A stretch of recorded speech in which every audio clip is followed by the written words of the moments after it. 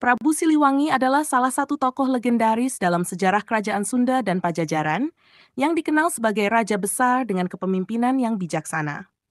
Berikut adalah riwayat hidupnya dari lahir hingga meninggal dunia. Latar belakang dan kelahiran. Nama asli Prabu Siliwangi adalah Sri Baduga Maharaja. Ia lahir sekitar abad ke-15 di Pakuan Pajajaran, yang kini dikenal sebagai daerah Bogor, Jawa Barat. Ayahnya adalah Prabu Dewa Niskala, Raja Kerajaan Galuh, dan ibunya adalah Nyi Ambedkasi. Keluarga ini berasal dari garis keturunan kerajaan yang sangat dihormati dan berpengaruh di tanah Sunda. Masa muda sejak kecil, Sri Baduga dikenal cerdas dan memiliki bakat kepemimpinan yang menonjol. Ia dididik dengan baik dalam berbagai aspek, termasuk ilmu pemerintahan, strategi militer, dan budaya Sunda. Sri Baduga juga dikenal memiliki keahlian dalam seni bela diri dan spiritualitas.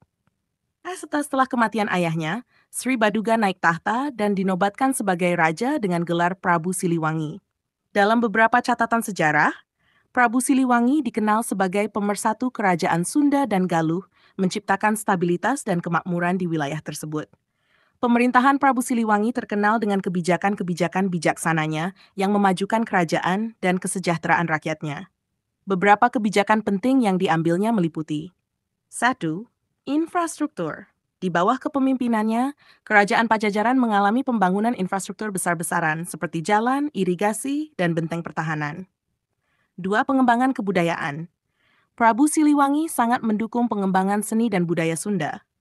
Ia memperkenalkan berbagai tradisi dan ritual yang masih dilestarikan hingga saat ini. 3. Hubungan diplomatik. Ia menjalin hubungan diplomatik dengan kerajaan-kerajaan tetangga, memperkuat posisi Pajajaran sebagai kerajaan yang disegani. 4. Keamanan dan kesejahteraan.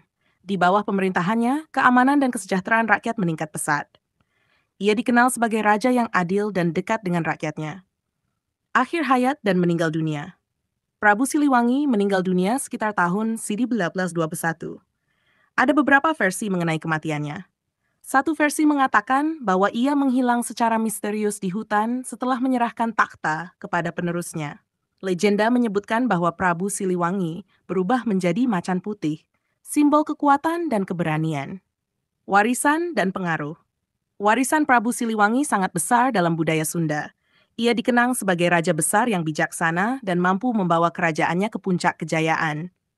Banyak peninggalan sejarah dan budaya yang terkait dengan namanya, termasuk berbagai cerita rakyat, legenda, dan situs-situs arkeologi di Jawa Barat.